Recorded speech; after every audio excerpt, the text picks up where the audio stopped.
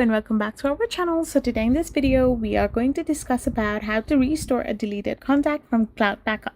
So without wasting much of our time, let's get straight into the video. So if you're using an Android device, you can simply follow these steps. All you got to do is simply tap on your settings. Once you are in your settings, go to your Samsung account or your Google account. Once this is done, you can simply scroll down below. There you can find an option called Samsung Cloud. Once you tap on it, you will be directed to the cloud backup. Now to back up your deleted data, all you're going to do is simply tap on restore data. Once you tap on it, you can simply select which phone you want to restore data from and tap on restore.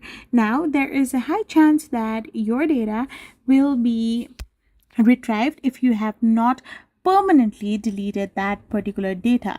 So this is how you can simply restore a deleted contact from cloud backup. I hope you found this video helpful, so don't forget to hit that subscribe button and to give us a thumbs up. We will be back again with more informative videos. Thank you for watching.